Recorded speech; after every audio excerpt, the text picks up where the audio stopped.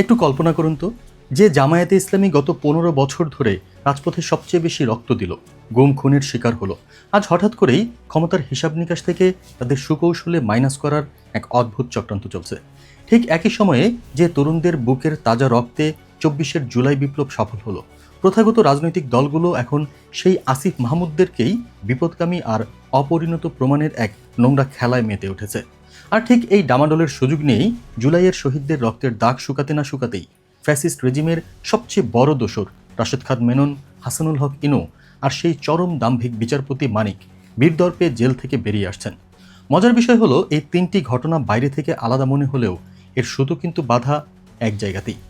একটু ভেবে দেখুন, এটা কি শুধুই কাকতালীয়, নাকি পুরনো এবং পচে যাওয়া সেই রাজনৈতিক সিস্টেম যারা গত 15 বছর ধরে ফ্যাসিবাদের সাথে আপোষ করে বেঁচেছিল, তারা এখন নতুন প্রজন্মের এই ইসলামী এবং জাতীয়তাবাদী জাগরণকে ভয় পেয়ে এক ভয়ঙ্কর নীল নকশা আঁকছে। আজকের এই ডিপ ডাইভ বিশ্লেষণটি শেষ পর্যন্ত দেখলে আপনার মনে আর কোনো সন্দেহ থাকবে না। প্রশ্ন হলো, যারা জীবন দিল তারা কি এবারও পর্দার আড়ালের এই মাস্টার মাইন্ডদের কাছে হেরে যাবে, নাকি বাংলাদেশের মাটিতে নতুন এক ইতিহাস লেখা শুরু হয়ে গেছে?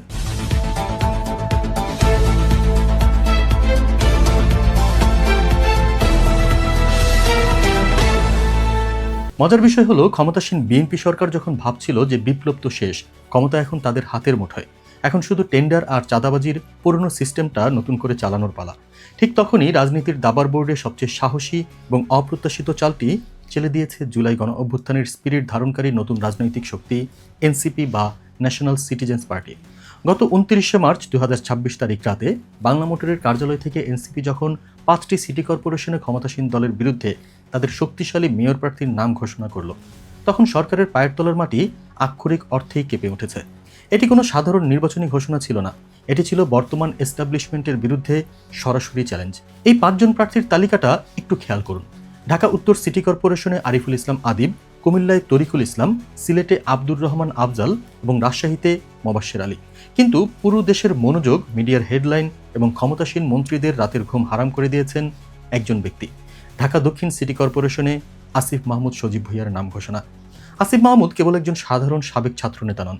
যখন বর্তমান ক্ষমতাসীন দলের অনেক নেতাই এসি রুমে বসে বিবৃতি দিচ্ছিলেন বা বিদেশে পালিয়ে যাওয়ার পথ খুঁজছিলেন, তখন এই আসিফ মাহমুদরাই বুকের বোতাম খুলে রাজপথে বুলেটের সামনে দাঁড়িয়েছিলেন। একটু গভীরে যাওয়া যাক। ঢাকা দক্ষিণ কেন? বাংলাদেশের রাজনীতিতে ঢাকা দক্ষিণ হলো ক্ষমতার মূল অর্থনৈতিক নিউক্লিয়াস বা কেন্দ্রবিন্দু। গুলিস্তান, মতিঝিল, পল্টন, যাত্রাবাড়ির মতো এলাকাগুলো হলো ক্ষমতাসীনদের টাকা বানানোর মেশিন। এখানেই রয়েছে সবচেয়ে বড় বড় পরিবহন সিন্ডিকেট এবং ফুটপাত বাণিজ্যের আখড়া। এখানে আসিফ মাহমুদের মতো একজন তরুণ, লড়াকু এবং ক্লিন ইমেজের নেতাকে মাঠে নামানোর মানে হলো বর্তমান সরকারের এর দুর্নীতির সিন্ডিকেটের মুখে সজোরে একটি চপেটাঘাত করা। এনসিপি খুব ভালো করেই জানে যে গত 1.5 দশকে দেশে এমন একটি বিশাল তরুণ প্রজন্ম তৈরি হয়েছে যারা ফ্যাসিবাদের পতনের পর নতুন এক ইনসাফ ভিত্তিক বাংলাদেশ চেয়েছিল। এই তরুণরা দেখছে যে সরকার বদলালেও সিস্টেম বদলায়নি। এই সুইং ভোটারদের কাছে পুরনো আপোষকামী রাজনীতির চেয়ে আসিফ মাহমুদের মতো লড়াকু তরুণদের আবেদন অনেক বেশি। ক্ষমতাসীনরা হয়তো ভাবছে রাষ্ট্রের পুলিশ, প্রশাসন আর তাদের জমানো কালো পাহাড়ের কাছে এই তরুণরা ভোটের মাঠে টিকতে পারবে না। দর্শক, আপনারা কি সত্যিই বিশ্বাস করেন যে ঢাকা দক্ষিণের মতো একটি মাফিয়া নিয়ন্ত্রিত জায়গায় আসিফ মাহমুদরা পারবেন বিগত দিনের সমস্ত সিন্ডিকেট ভেঙে চুরমার করে দিতে, নাকি রাষ্ট্রের ক্ষমতার কাছে তারুণ্য হেরে যাবে? এবার আসি একটু পেছনের ইতিহাসে। আমাদের বুঝতে হবে কেন এই তরুণরা, যারা এই বিএনপি সরকারকেই পরোক্ষভাবে ক্ষমতায় আসতে সাহায্য করেছিল, তারা আজ এই সরকারের বিরুদ্ধেই এত কঠোর অবস্থান নিয়েছে। গত 5 থেকে 10 বছরের বাংলাদেশের রাজনৈতিক ইতিহাসের দিকে তাকালে আপনি অত্যন্ত স্পষ্ট একটি প্যাটার্ন বা ছক দেখতে পাবেন। যখনই দেশে কোনো বড় আন্দোলন হয়েছে, সাধারণ মানুষ এবং বিশেষ করে ইসলামী মূল্যবোধে বিশ্বাসী জনতা রাজপথে বুক পেতে দিয়েছে, রক্ত দিয়েছে। কিন্তু অদ্ভুত ব্যাপার হলো, আন্দোলনের ফসল সবসময় ঘরে তুলেছে এমন সব তথাকথিত বড় দল যারা ক্ষমতায় গিয়ে সেই একই ফেসিবাদী কায়দায় দেশ চালাতে শুরু করেছে। তারা সাধারণ মানুষের রক্তের সাথে বেইমানি করেছে। ঠিক এই প্রেক্ষাপটেই এনসিপি আহ্বায়ক নাহিদ ইসলাম উমরা পালনে যাওয়ার আগে এয়ারপোর্টের দাঁড়িয়ে মিডিয়ার সামনে যে রাজনৈতিক বোমাটি ফাটিয়েছেন, তা যেন কোটি কোটি বঞ্চিত মানুষের বুকের ভেতরের জমানো ক্ষোভের বিস্ফোরণ। নাহিদ বর্তমান ক্ষমতাসীন বিএনপি সরকারের উদ্দেশ্যে সরাসরি এবং অত্যন্ত কড়া ভাষায় বলেছেন, আপনারা ক্ষমতায় বসে যদি মনে করেন এই পচা এবং ফ্যাসিবাদীদের তৈরি করা সংবিধান দিয়ে আবারও জনগণকে শাসন করবেন আর নিজেদের নতুন জমিদার মনে করবেন, তবে আপনারা মস্ত বড় ভুল করছেন। আমরা ফ্যাসিবাদের পতন ঘটিয়েছি কোনো নতুন স্বৈরাচারকে চেয়ারে বসানোর জন্য নয়। দরকার হলে এই তরুণরা আবারও এই সরকারের বিরুদ্ধে রাজপথে নামতে বাধ্য হবে। দর্শক, এই কথাগুলোর ওজন অনেক বেশি। ইতিহাস সাক্ষী, যখনই কোনো ছাত্র জনতার বিপ্লব সফল হয়েছে, ক্ষমতায় বসা কায়েমি স্বার্থান্বেষী মহল সবসময় সেই বিপ্লবের ফসল চুরি করার চেষ্টা করেছে। বর্তমান বিএনপি সরকার ক্ষমতায় এসে রাষ্ট্র মেরামতের ধারে কাছেও যায়নি। তারা আগের সেই স্বৈরাচারী সংবিধানকে ব্যবহার করেই নিজেদের ক্ষমতা কক্ষিগত করে রাখছে। তারা প্রশাসনকে নিজেদের দলীয় কর্মীতে ভরিয়ে ফেলেছে। তবে এনসিপির তরুণরা ইতিহাস থেকে শিক্ষা নিয়েছে। তারা জানে যে সিস্টেম বা রাষ্ট্রযন্ত্রের আমূল পরিবর্তন না করলে শুধু শাসক দলের নাম আওয়ামী লীগ থেকে বিএনপি হলে দেশের মানুষের ভাগ্য এক চুলও বদলাবে না। নাহিদ ইসলামের এই আলটিমেটাম প্রমাণ করে যে এই তরুণরা কোনো দলের দয়ার পাত্র হয়ে থাকার জন্য রাজনীতিতে আসেনি। এই লড়াইটি কেবল একটি সিটি কর্পোরেশন নির্বাচনের লড়াই নয়, এটি ক্ষমতাসীনদের এই নতুন স্বৈরাচারী আচরণের বিরুদ্ধে গত এক দশকের পুঞ্জীভূত ক্ষোভ এবং বারবার ব্যবহৃত হয়ে ফেলনা হওয়ার বিরুদ্ধে এক চূড়ান্ত এবং আদর্শিক প্রতিরোধ। দর্শক, আমরা এতক্ষণ তারুণ্যের সাহসের কথা বললাম, কিন্তু রাজনীতির ময়দানে বা ক্ষমতাসীনদের বিরুদ্ধে শুধু আবেগ দিয়ে চূড়ান্ত জয় ছিনিয়ে আনা যায় না। তার জন্য দরকার হয় ইস্পাত কঠিন শৃঙ্খলা, অবিচল ঈমান এবং গ্রাউন্ড লেভেলে একটি শক্তিশালী সাংগঠনিক নেটওয়ার্কের। আর বর্তমান বাংলাদেশের প্রেক্ষাপটে সেই সবচেয়ে শক্তিশালী অথচ সবচেয়ে বেশি বঞ্চিত খেলোয়াড়টি হলো বাংলাদেশ জামায়াতে ইসলামী। হ্যাঁ, রাজনীতিতে আসল খেলাটা খেলে পর্দার আড়ালের নায়করা। একটু গভীরভাবে লক্ষ্য করুন, জামায়াতের আমির ডক্টর শফিকুর রহমান এবং দলের শীর্ষ নেতারা বর্তমান সরকারের বৈরী আচরণের মুখেও কি পরিমাণ ধৈর্য, সহনশীলতা এবং রাজনৈতিক প্রজ্ঞার পরিচয় দিচ্ছেন। একটু গভীরে যাওয়া যাক। গত 15 বছর ধরে যে দলটি সবচেয়ে বেশি রাষ্ট্রীয় সন্ত্রাসের শিকার হয়েছে, যাদের হাজার হাজার কর্মীকে পঙ্গু করে দেওয়া হয়েছে, সেই দলটি যখন 24 জুলাই বিপ্লবের পর প্রকাশ্যে এলো, তখন তারা কিন্তু কোনো প্রতিশোধের রাজনীতি করেনি, তারা ভাঙচুর করেনি। অথচ আজ যারা ক্ষমতায় বসে আছে, সেই বর্তমান বিএনপি সরকার এখন জামায়াতকে প্রশাসন থেকে, সিটি নির্বাচন টিকিট থেকে এবং ক্ষমতার ভাগাভাগি থেকে সম্পূর্ণ সাইডলাইনে বা মাঠের বাইরে রাখার এক নোংরা চক্রান্তে মেতেছে। প্রশ্ন হলো, কেন এই চক্রান্ত? বর্তমান সরকার কেন জামায়াতকে ভয় পাচ্ছে? এর পেছনে রয়েছে বিশাল এক আন্তর্জাতিক এবং ভূরাজনৈতিক সমীকরণ। প্রতিবেশী দেশ এবং কিছু পশ্চিমা পরাশক্তি কখনোই চায় না বাংলাদেশের ডানপন্থী সুশৃঙ্খল ইসলামী দলগুলো ক্ষমতার মূল কেন্দ্রে থাকুক। তারা বর্তমান ক্ষমতাসীন সরকারকে পরোক্ষভাবে অর্থনৈতিক ও কূটনৈতিক চাপ দিচ্ছে জামায়াতের সঙ্গ সম্পূর্ণভাবে ছাড়তে। কিন্তু সরকার একটি সবচেয়ে বড় সত্য ভুলে যাচ্ছে, জামায়াতের শক্তিটা শুধু রাস্তায় দৃশ্যমান নয়, ব্যালট বাক্সে তাদের শক্তি তার চেয়েও অনেক বেশি ভয়ঙ্কর। তাদের রয়েছে বাংলাদেশের সবচেয়ে সলিড, রিজার্ভ এবং highly discipline vote bank. Doctor Shafiqur Rahman অত্যন্ত ব্যথিত হৃদয়ে কিন্তু কঠোর ভাষায় ক্ষমতাসীনদের স্মরণ করিয়ে দিয়ে বলেছেন, সংসদকে বা রাজনীতির মাঠকে যেন কেউ মিত্রদের চরিত্র হননের জায়গা না বানায়। যারা ভেবেছে জামায়াতকে সিঁড়ি হিসেবে ব্যবহার করে ক্ষমতায় বসবে আর পরে ছুঁড়ে ফেলে দেবে, তাদের জন্য এটি এক চরম সতর্কবার্তা। এখন পর্দার আড়ালে এক নতুন মেরুকরণের গুঞ্জন শোনা যাচ্ছে। জামায়াতে ইসলামী যদি দেখে যে সরকার তাদের ন্যায্য অধিকার দিচ্ছে না এবং তারা যদি এনসিপির এই সৎ, সাহসী ও তরুণ প্রার্থীদের সাথে একটি কৌশলগত বা অলিখিত সমঝোতায় যায়, তবে কি হবে ভেবেছেন? একদিকে জামায়াতের বিশাল সাংগঠনিক ক্ষমতা ও সুশৃঙ্খল ভোট ব্যাংক এবং অন্যদিকে এনসিপির তরুণ প্রজন্মের আবেগ। এই দুইয়ের ডেডলি কম্বিনেশন বা সমন্বয় ঘটলে আসন্ন এই স্থানীয় নির্বাচনেই ক্ষমতাসীন প্রথাগত দলগুলোর প্রার্থীদের জামানত বাজেয়াপ্ত হয়ে যাবে। পর্দার আড়ালের এই নীরব অভিমান এবং সম্ভাব্য জোটই হতে যাচ্ছে সামনের এই স্থানীয় নির্বাচনের সবচেয়ে বড় গেম চেঞ্জার, যা ক্ষমতাসীনদের আগামী 5 বছর বিনা বাধায় যেভাবে খুশি সেভাবে দেশ চালানোর স্বপ্নের শুরুতেই সবচেয়ে বড় কুঠারাঘাতটি করবে। দর্শক, আমরা সবাই আসিফ মাহমুদ, নাহিদ ইসলাম আর সরকারের আগামী দিনের কৌশল নিয়ে যখন মশগুল, ঠিক সেই সুযোগে পর্দার আড়ালে এক চরম বেইমানির স্ক্রিপ্ট লেখা হয়ে গেছে।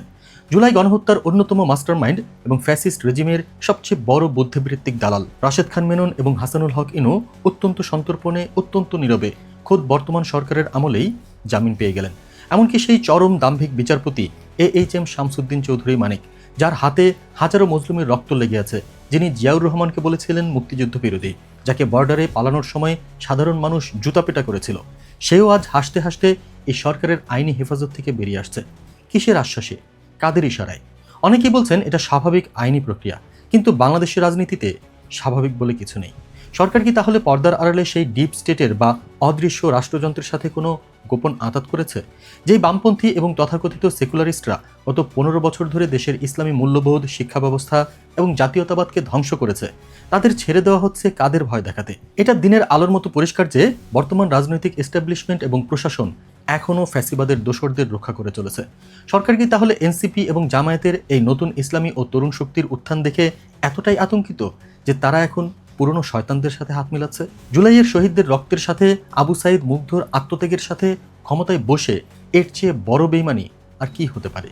এই মুহূর্তে ক্ষমতার মসনদে অর্থাৎ প্রধানমন্ত্রীর কার্যালয়ে বসে প্রধানমন্ত্রী তারেক রহমান হয়তো ভাবছেন, দল তো এখন নিরঙ্কুশ ক্ষমতায়, পুরো রাষ্ট্রযন্ত্র এবং প্রশাসন তার হাতের মুঠোয়, তাই চাইলেই সবকিছু সহজেই নিয়ন্ত্রণ করে ফেলবেন। তিনি হয়তো কেন্দ্র থেকে বারবার তার দলের মন্ত্রী, এমপি এবং নেতাকর্মীদের সতর্ক করছেন ঠিকই, কিন্তু ক্ষমতায় বসার পর তার দলের তৃণমূল থেকে কেন্দ্র পর্যন্ত যে লুটপাট, দখলদারিত্ব আর জমিদারির অহংকার শুরু হয়েছে, তা সাধারণ মানুষের, বিশেষ করে তরুণ প্রজন্মের চরম ঘৃণার কারণ হয়ে দাঁড়িয়েছে। প্রধানমন্ত্রী হয়তো ভাবছেন প্রশাসন দিয়ে সব সামলে নেবেন, কিন্তু মানুষ আর নতুন মোড়কে এই পুরনো ফ্যাসিবাদ গিলতে রাজি নয়। এখান থেকে আগামী দিনের জন্য আমরা দুটি অত্যন্ত পরিষ্কার দৃশ্যপট বা সিনারিও দেখতে পাচ্ছি। সিনারিও 1, নতুন বাংলাদেশের উত্থান। এটি হলো সেই দৃশ্যপট যার জন্য এদেশের সাধারণ মানুষ, দেশপ্রেমিক জনতা এবং ইসলামপ্রিয় মানুষ অধীর আগ্রহে অপেক্ষা করছে। ক্ষমতাসীন সরকারের অহংকার এবং আধিপত্যবাদী আচরণের শক্ত জবাব দিতে এনসিপি এবং বাংলাদেশ জামায়াতে ইসলামী একটি ঐক্যবদ্ধ, হয়তো অলিখিত কিন্তু ইস্পাত কঠিন প্ল্যাটফর্মে চলে আসবে। তরুণ প্রজন্মের স্পিড এবং সাহসের সাথে জামায়াতের সাংগঠনিক ডিসিপ্লিন মিলে এমন একটি অপ্রতিরোধ্য শক্তির জন্ম হবে যা আসন্ন 5টি সিটি নির্বাচনে ক্ষমতাসীনদের প্রার্থীদের চরমভাবে পরাজিত করবে। এই পরাজয় প্রমাণ করবে যে বাংলাদেশ আর কোনো দুর্নীতিবাজ, চাঁদাবাজ বা পুরনো রাজনৈতিক জমিদারদের নিজস্ব সম্পত্তি নয়। এটি হবে সত্যিকার অর্থেই একটি সৎ, ইনসাফভিত্তিক এবং স্বাধীন রাষ্ট্র প্রতিষ্ঠার শুরু। অন্যদিকে ক্ষমতাসীন দল যদি ক্ষমতা হারানোর ভয়ে এই সিটি নির্বাচনগুলোতে প্রশাসন এবং পুলিশকে ব্যবহার করে জাতীয় নির্বাচনের ইঞ্জিনিয়ারিংয়ের মতোই কারচুপি করার চেষ্টা করে, জামায়াত এবং এনসিপিকে সাইডলাইন করার জন্য দমন পীড়ন চালায়, তবে দেশে এবার এক ভয়াবহ বিস্ফোরণ ঘটবে। এই তরুণরা এবং মজলুম জনতা তখন আর ব্যালট বাক্সের অপেক্ষা করবে না। তখন দেশ এমন এক দ্বিতীয় গণ অভ্যুত্থানের দিকে যাবে যা এই সরকারকেও ইতিহাসের আস্থা করে নিক্ষেপ করবে। দেশকে এক দীর্ঘস্থায়ী অস্থিতিশীলতার দিকে ঠেলে দেওয়া হবে, যার দায়ভার পুরোপুরি বর্তমান সরকারকে নিতে হবে। দর্শক, সব কথার শেষ কথা হলো, সামনে আসতে যাওয়া এই স্থানীয় নির্বাচন কেবল কয়েকটি সিটি কর্পোরেশনের মেয়র নির্বাচিত হওয়ার কোনো সাধারণ লড়াই নয়। এটি মূলত বর্তমান ক্ষমতাসীন সরকারের টিকে থাকা বনাম তরুণদের রাষ্ট্র মেরামতের মেগা ফাইনালের একটি ড্রেস রিহার্সাল। এটি হলো আধিপত্যবাদের বিরুদ্ধে দেশপ্রেমের লড়াই, পুরনো দুর্নীতির বিরুদ্ধে নতুন ইনসাফের লড়াই। একদিকে আমরা দেখছি গত 29শে মার্চ রাতে ঘোষিত আসিফ মাহমুদ এবং নাহিদ ইসলামদের মতো তরুণদের অদম্য সাহস ও তারুণ্য। অন্যদিকে রয়েছে বাংলাদেশ জামায়াতে ইসলামীর সুশৃঙ্খল, পরীক্ষিত এবং ইমানি শক্তি। আর এদের বিপক্ষে দাঁড়িয়ে আছে রাষ্ট্রের ক্ষমতা এবং পুরনো এস্টাবলিশমেন্ট, যারা ভেবেছিল ক্ষমতার স্বাদ পেয়ে তারা দেশের মানুষকে আবারও বোকা বানাবে, শহীদদের রক্ত বিক্রি করে বছরের পর বছর ক্ষমতায় টিকে থাকবে। তাদের সেই আশায় ঘুরে বালি। শেষ পর্যন্ত ক্ষমতার এই পাল্লা অবশ্যই সেই মজলুম এবং লড়াকু জনতার দিকেই ভারী হবে।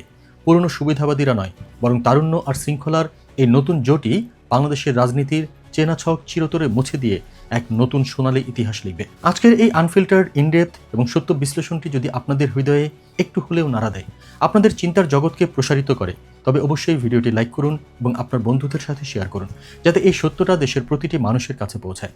রাজনীতির এরকম আরও গভীর এবং সাহসী বিশ্লেষণের জন্য দেশজগৎ চ্যানেলটি সাবস্ক্রাইব করে রাখুন। পরবর্তী ভিডিওতে আবার দেখা হবে দেশ বাঁচানোর নতুন কোনো বিস্ফোরক তথ্য ও দিক নির্দেশনা নিয়ে। সে পর্যন্ত ভালো থাকবেন, সতর্ক থাকবেন। আল্লাহ হাফেজ। বাংলাদেশ জিন্দাবাদ।